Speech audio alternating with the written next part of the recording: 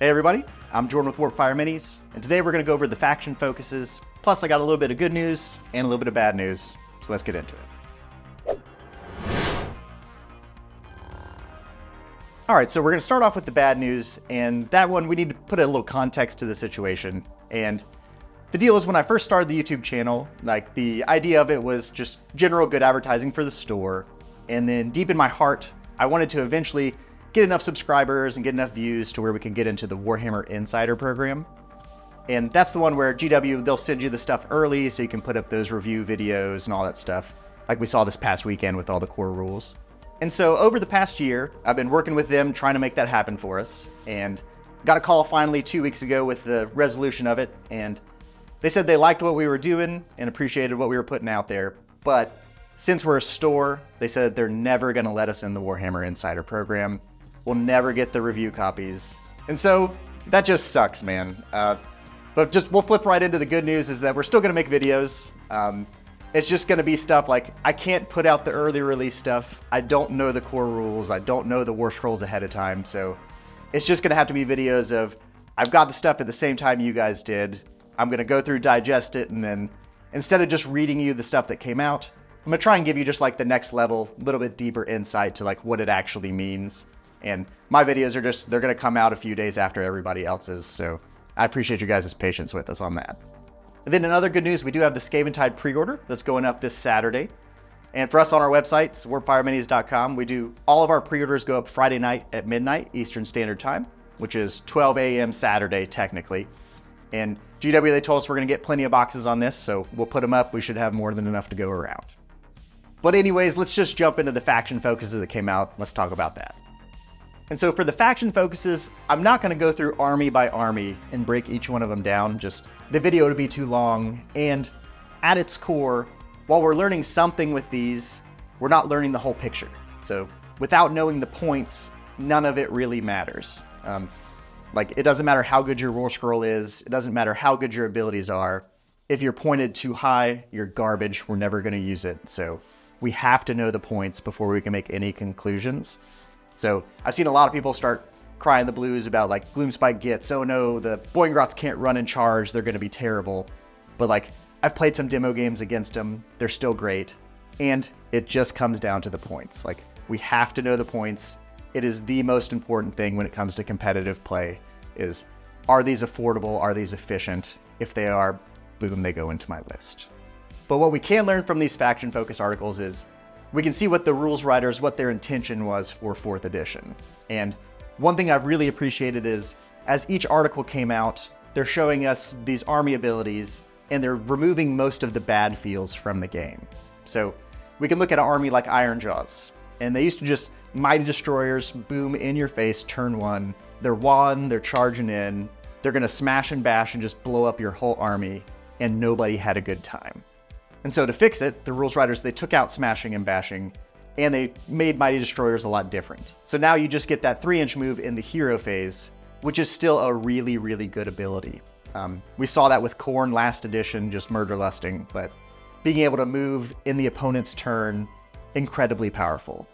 Especially with like tactics like Seize the Center, like even turn 1, now you can move that unit an extra 3 inches up towards the center to potentially deny a battle tactic. Plus just all the other tricks you can do with moving in the hero phase, and being able to move into combat especially. Just being able to move into one of their units and lock it up.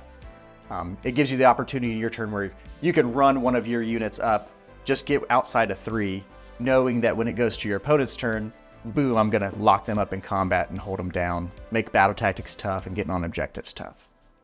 And so they're just doing that wholesale across the board for all the armies. And we can look at something like Lumineth.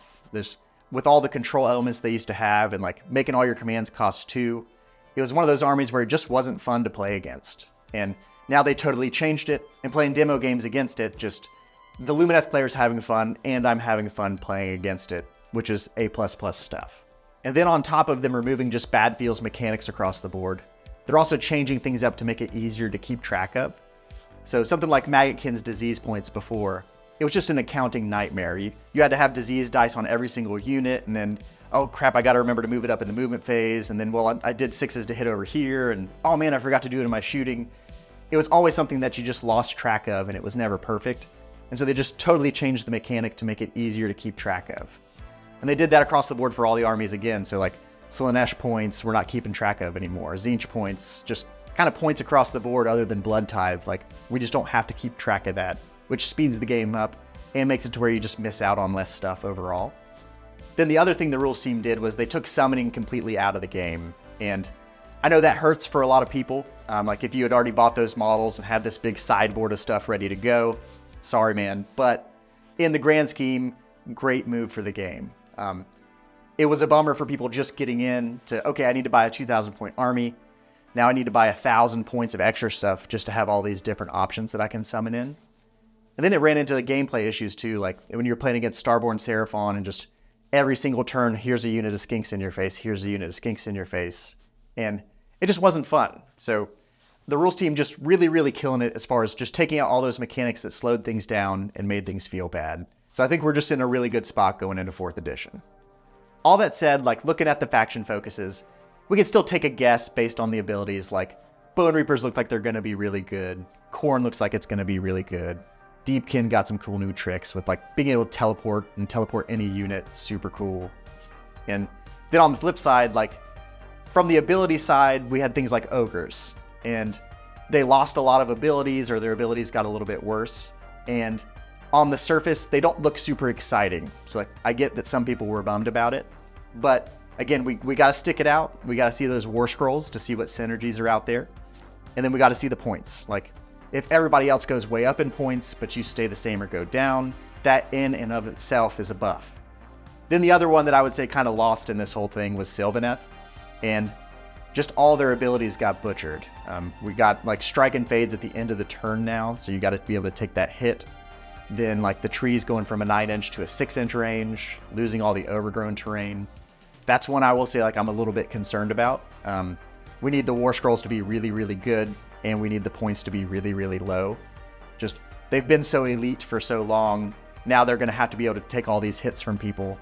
And sure, they got a little bit of healing, but in Age of Sigmar, just the damage is too high. Oftentimes when you do take the hit, like you're just dead. And so healing hasn't been super strong. But war scrolls and points, we just gotta have hope in our hearts. And then last but not least, just after seeing all these faction focuses and doing some math on stuff, some of the opinions I formed in the beginning are just wrong. We're hearing some rumors about points on some armies going down. So like that 15% increase on everybody might not happen. It just, some armies are gonna go up, some will go down, some will stay the same. Then the other big one is just like the double turn. My initial impression was that damage was down, and so we're gonna see less doubles because it's hard to take advantage of it. But looking over these faction focuses and doing the math on it, there are still a lot of those heavy hitters like Fire Slayers, Slaves of Darkness, and especially Ironjaws that they can do enough damage. So if they go in and hit you really hard, they're gonna take the double turn, and they're probably gonna kill enough stuff where the extra points they lose aren't gonna matter. Like if they can kill most of your army, it's gonna be tough for you to score primary, tough to score battle tactics. So I still think that overall we're gonna see less double turns, but there definitely are armies that are gonna capitalize on it, and it will still be alive. And so overall faction focus takeaways, just abilities got different, but in a good way. Like they took out a lot of bad feels, made the game easier to keep track of for all your abilities, which is great. And then while it looks like some armies got better and some got worse, we just gotta avoid all the doom and gloom. Like we've gotta wait for those points to come out. We gotta look at all the war scrolls to see our synergies. Then after we see all that, then we can make good, solid conclusions. And so we're about to get the indexes here soon, and just, again, points. Like there's gonna be some things that look like they're not strong or they're super strong, and maybe they're really cheap or maybe they're really expensive. Just keep points in mind. And then for Skaventide on release day, so the 13th, we're gonna have a big party here at the shop, get some prizes and raffles and stuff going. So if you're in the area, swing on by. It's gonna be a good time. Then as always, if you need any models, check us out, or if you wanna pre-order Skaventide, warpfireminis.com. Thanks for watching.